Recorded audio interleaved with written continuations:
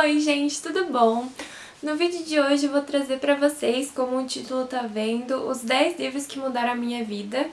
Esse vídeo é original da Samantha, eu vou deixar o canal dela aqui do ladinho e também o link para acessar o vídeo e o canal dela. Por favor, se vocês não viram o vídeo dela, vejam, se inscrevam, tem muito livro que eu me identifiquei muito, que marcaram a vida dela e me marcaram também. E eu também queria falar que nenhum dos livros que eu vou citar nesse vídeo são deste ano.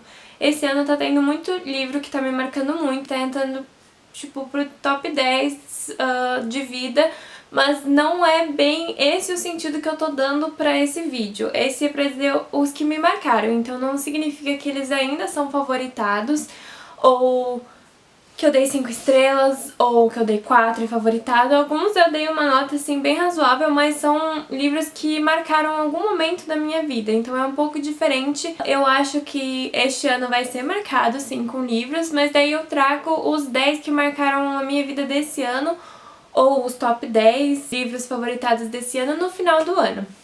Ou seja, nenhuma leitura nova foi até o ano passado, tá, gente?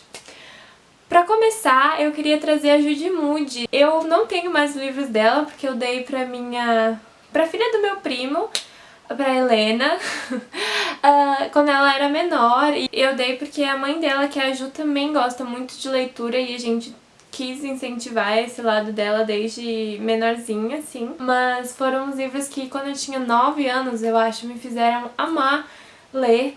E eu tenho muito carinho por eles. Se eu não me engano, a Judy Moody, ela queria ser meio assim cinema, detetive, alguma coisa assim. Todo livro tem uma temática diferente. Mas ela era tipo uma personagem muito fofa e eu me identificava muito com ela, principalmente que teve uma época que eu cortei meu cabelinho. Eu achava que eu era ela, gente, então era isso. O segundo livro foi Crepúsculo, gente. Eu já falei algumas vezes aqui que Crepúsculo foi um dos livros que me fez ler, junto com o próximo livro que eu vou trazer. Eu não dei 5 estrelas favoritado. Desde que eu li Crepúsculo eu sabia que não era uma obra perfeita, mas eu tenho muito carinho, muito sentimento por esses personagens e eu amo muito essa história, gente. Eu sei que ela tem vários problemas, eu sei, eu entendo, mas eu ainda amo muito Crepúsculo. Não importa se a escrita não é tudo isso, nanana. Eu sei que não é, mas eu amo e não tira o gosto de ler de novo. Eu já reli esse livro umas 300 vezes e com certeza eu vou sempre ter muito carinho por esses livros e pelos filmes também. O terceiro livro da minha vida que marcou foi A Menina que Roubava Livros. Eu li ele bem perto de Crepúsculo. Esse livro veio da minha mãe e eu peguei meio que dela, assim. Ela começou a me ver lendo mais e falou, bom, tem esse aqui. Ele é bem pesado. É uma história de uma menina que morava na Alemanha no meio da Segunda Guerra Mundial. Dessa vida nesse lado da Alemanha mais pobre e num vilarejo que era seguidamente atacado por bombas. É sobre isso, assim, ela foi tirada da mãe dela. É muito bonito, muito pesado, eu choro muito com esse livro. Eu também reli umas 300 vezes, porque eu tenho certeza que na época que eu li, eu acho que eu devo ter lido com 14 anos, e eu não tinha mentalidade o suficiente pra absorver essa história, apesar de eu ter lido em 3 dias e ter chorado um dia inteiro sobre isso. E toda vez que eu lembro dessa história eu ainda fico muito emocionada, toda vez que eu releio eu choro. Eu acho que é um livro que eu gosto de ler todo ano pra absorver ainda mais alguma outra parte dessa história que eu não absorvia, sabe? E a Liesel é uma menina tão linda, tão perfeita, tão incrível. O Rudy, a mãe adotiva da Liesel é, assim, ela é uma personagem que ninguém fala muito sobre ele, porque no livro foca mais no relacionamento da Liesel com o pai adotivo.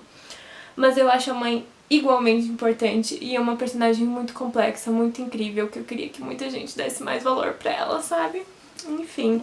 Tem o filme deste livro, eu acho que ele não faz nem um pouco de jus ao livro. Nada contra os atores, eu acho que os atores foram incríveis, mas essa história, ela é cheia de detalhes, e ela tem muito detalhes. E desde o começo, quando eu soube que ia ser adaptada, eu fiquei tipo, não vai dar certo, porque tem muito detalhe, tem muita informação. Pra vocês terem noção, o filme não me fez nem chorar, não derramei nenhuma lágrima. Apesar da atriz ser ótima, maravilhosa, eu sinto que acabou um pouco da parte sentimental. O quarto livro é Looking for Alaska. Na verdade, eu queria trazer um livro do John Green e do Nicholas Sparks nesse momento, porque é eu com 14 anos querendo não ler só fantasia, porque junto com o Crepúsculo eu lia muito A Mediadora, que a Samantha também falou no vídeo dela. Eu tava nessa fase de fantasia, A Mediadora foi um livro que eu peguei na biblioteca, eu tenho só 2 da série, mas depois de A Menina que Roubava Livros eu fiquei numa fase mais assim, vou ler sobre não fantasia. John Green e Nicholas Sparks, que a Samantha também falou no vídeo dela, foram 2 autores que abriram essas portas junto com A Menina que Roubava Livros. Looking for Alaska eu trouxe aqui, não é nem de perto o meu favorito do John Green, inclusive eu não consigo mais ver um livro do John Green e do Nicholas Sparks, de tanto que é a mesma coisa um do outro. O John Green sempre traz o menino nerdzinho, esquisito, que acha que nenhuma menina vai gostar dele, todos são muito wow, cools, too cool for you, e geeks, assim, e é a mesma coisa sempre, sabe? Com um pouquinho de drama. E o Nicholas Sparks, alguém sempre morre de câncer, praticamente. Então, assim, e daí tem aquele negócio da guerra, e daí a praia. É bem assim sempre. E daí, depois de ler todos os livros dessas pessoas, a gente cansa um pouco. Mas isso não tira a importância de Looking for Alaska, porque apesar de ser o meu livro menos favoritado de John Green, mesmo na época que eu li, ele foi o primeiro livro em inglês que eu li. Então ele sempre vai ter esse peso importante pra mim, apesar de eu ter dado assim 2,5 pra esse livro na época que eu li já. Então assim, não é um livro que eu gosto, é o livro que a maioria das pessoas gosta do John Green e eu nunca entendi porque pra mim não devia ser contado por esse narrador esse livro. Eu não entendi a conexão que ele teve com ela, eu achei ele meio obcecado, too much pra uma menina que ele mal conhecia. Eu queria muito que tivesse sido o melhor amigo dela contando esse livro. Eu acho que isso teria sido muito mais emocionante, muito mais incrível. Mas né, o livro não é sobre isso, então o que eu posso fazer? Aí o próximo define a minha escola, meu último ano, terceirão, assim, 16, 17 anos. E é Dom Casmurro, pelo choque de muitas pessoas, eu acho. Porque nem todo mundo gosta desse livro do Machado de Assis. Ele gera uma polêmica, assim, de traiu ou não traiu. Mas esse livro me fez querer ser professora de literatura. Na verdade, a minha professora de literatura no último ano do colégio falava tão bem desse livro e ela citava vários livros brasileiros e ela foi a primeira pessoa que, a Juliana é o nome dela, ela foi a primeira pessoa que me fez olhar para os clássicos brasileiros de uma forma como não leitura obrigatória. Então, a paixão que ela sentia por Dom Casmurro e por essa história ela transmitiu por mim, e foi o primeiro livro do Machado que eu fiquei tipo, eu entendo. Eu queria que todo mundo me apresentasse com esses olhos de tipo, eu amo esse livro e você precisa ver as camadas dele. Então, foi muito importante pra mim essa barreira de livros brasileiros e de livros clássicos, e eu amo Dom Casmurro. Eu acho que tem muita teoria sobre esse livro, eu amo falar sobre as teorias dele. Ela não traiu. E o próximo livro foi os livros da Rupi Kaur. Eu tenho aqui o outro também.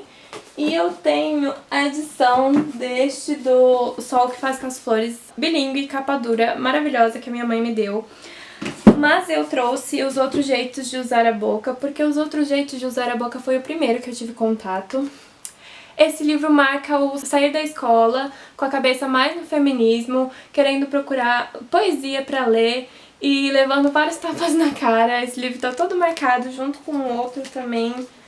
Eu sei que muita gente critica o jeito da poesia da Rupi Kaur. Eu amo, eu acho extremamente única, eu acho que ela foi uma das primeiras a usar. Eu amo também que as ilustrações são todas dela, desses livros. Eu acho que a Rupi Kaur sofreu muita coisa, eu acho que ela é muito incrível e eu acho que é bobo esse preconceito de tipo, só porque as pessoas começaram a fazer poesia assim que quer dizer que é ruim. Porque não é, tem muita verdade na poesia dela e eu acho linda, eu acho maravilhosa, eu acho a Rupi Kaur uma mulher incrível que todo mundo deveria pesquisar um pouquinho mais sobre ela antes de falar, mas enfim. Aí depois eu trouxe Me Chame Pelo Seu Nome e eu poderia junto tá trazendo o Carry On também, que foram 2 livros recomendados e um dado pela minha amiga Raquel. E eles foram livros que me abriram os olhos para a leitura LGBT, Apesar de não terem sido o primeiro, com eles eu percebi o quanto eu lia pouco literatura LGBT. Eu também sei que muita gente pode falar mal desse livro e que tem muita polêmica gerada em torno do livro e do filme. Eu acho os dois maravilhosos, eu acho os dois incríveis. Eu tenho algum problema sobre as idades das pessoas selecionadas para o filme, porque pareceu uma diferença absurda ali, mas no livro não é assim, essa diferença tão grande. E o filme eu entendo também, porque apesar disso as pessoas foram escolhidas, porque faz sentido. Mas eu amo muito essa escrita, eu acho ela muito linda, muito poética. Esse livro mudou um pouquinho a minha vida. É assim que acaba. Também não é um livro que eu dei 5 estrelas, tá, gente? Ele tá todo marcado. E eu tenho uma relação muito engraçada com esse livro, porque assim, tentei ler esse livro quando eu tava numa fase mais livros hot. E eu podia ter posto aqui uma fase, porque marca a minha história, livros hot, mas seria muito polêmico, então a gente deixa assim. E eu tava muito lendo Colleen Hoover e eu comecei a ler esse livro quando eu tava saindo dessa fase. E eu comecei a ler e eu não sabia sobre do que se tratava, eu só comecei assim, foi em PDF. E eu não sabia do que era essa história e nem do que se tratava e eu não gostei. Eu cheguei, tipo assim, até a página 100, eu acho, alguma coisa assim. E eu fiquei tipo, não tá me fazendo nada, sabe? Achei pombo, não sabia do que se tratava, terminei ali. E abandonei. Até que eu vi alguém na timeline falando, porque aparentemente ia ter uma adaptação desse filme. Eu nunca sei se vai ter realmente as adaptações do filme da Colleen Hoover, porque coitada azarada, né? Ugly Love também foi esquecido no churrasco, cancelado. Tinha até saído o cara, coitado, um teaser e nada. Mas enfim, aparentemente vai ter uma adaptação. Se vai ter mesmo, não sei. E daí eu vi no Twitter, no Bookstand, que há uma menina falando assim, eu espero que com o filme ninguém fique passando pano pra um dos personagens desse livro só porque ele é bonito e tem um lado legal. Eu fiquei tipo, hein? Porque até onde eu tinha lido ele não tinha feito nada de errado, sabe? Daí tá, eu vou ler esse livro. E daí eu li. E ele me define muito. Esse livro fala sobre relacionamento abusivo e ele é muito pesado e eu sei que tem muitas opiniões controversas sobre ele, falando que, tipo, foi um lado mais leve e um final não tão bom, mas eu acho que tudo isso a Colleen Hoover explica no final, exatamente falando que ela fez esse livro inspirado no pai dela e é isso que ela sentia com o pai dela. E eu acho que a Colleen Hoover consegue justificar muitas as atitudes tomadas nesse livro. Eu acho que esse livro faz a perfeita descrição de relacionamento abusivo e de como a gente se vê presa nele. Eu não quero falar sobre a minha vida pessoal, mas eu me identifiquei muito com esse livro. Eu acho que toda mulher deveria ler esse livro. Enfim, me marcou. O próximo livro, Jorge Amado, Capitã de Areia. Esse livro, junto com o próximo, marca eu saí da faculdade de letras. Com a Rupi Kaur eu estava na faculdade de letras, numa particular. E esse aqui marca eu querer sair da faculdade de letras particular, ter feito intercâmbio, voltado, sabendo que quero letras, mas que eu quero outra faculdade, que é a pública daqui. E esse livro estava nas leituras obrigatórias de uma dessas faculdades públicas. A minha mãe é dona deste livro e esse livro foi incrível. Eu amei cada segundo que eu passei lendo esse livro. Eu chorava, eu li ele algumas vezes, algumas horas no meu trabalho. Eu trabalho num café. Quando não tinha ninguém, eu às vezes abria e começava a ler e eu chorava, que nem uma desgraçada. E eu ficava tipo, não posso estar lendo isso porque eu tô chorando aqui. Eu passei nessa faculdade, então esse livro me dá uma felicidade, apesar dele ser completamente triste. Ele também tá todo marcado e, nossa, sério, que livro, meus irmãos, que livro. E o último também foi leitura obrigatória dessa faculdade, foi Quarto do Despejo. E Quarto de Despejo me abriu olhos pra outra coisa, que é ler representatividade e autores negros e o quanto a gente não dá voz pra eles. Apesar de ter lido muitos autores negros antes desse livro, eu percebi que a gente precisa ser mais ativo, nós como brancos, e que a gente precisa dar mais fala, mais atenção pra livros como esse. E para autores negros em geral, não envolvendo só racismo, não envolvendo só pobreza. A fantasia, gente. Quantas fantasias de protagonistas negros você já leu? Quantos romances com o casal negro você já leu? é algo que a gente tem que se perguntar. E quantos de todos os seus livros têm autores negros ou asiáticos ou de qualquer outra representatividade, indígenas? Esse livro começou a abrir esses olhos pra mim. A Carolina Maria de Jesus é uma mulher incrível, extremamente forte, poética. Ela é maravilhosa, eu sei que eu quero ler tudo que ela já escreveu. É isso, gente. Esses foram os livrinhos que me marcaram. Me comenta aí se algum desses livros também marcou a infância de vocês, a vida de vocês. Eu não fui tagueada nesse vídeo, mas eu quero taguear algumas pessoas, então os canais das pessoas que eu vou taguear pra fazer esse vídeo vão estar aqui embaixo e eu vou tagueá-las no Twitter também. E, por favor, confiram o vídeo da Samantha, se inscreva no canal dela, se você não é inscrito, eu imagino que seja, né, porque o canal dela tem muito mais alcance que o meu.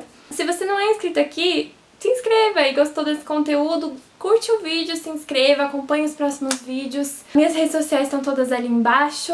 É isso. Se você não é youtuber, mas quer falar os seus 10 livros que marcaram a sua vida, por favor, comenta aqui embaixo, eu adoro saber. Adoro ver se tem algum parecido, se tem algum que eu li que eu preciso ler. O da Samantha também fez colocar alguns livros na lista, e muitos dos livros que ela falou eu já tinha lido. Então, é isso. Beijo!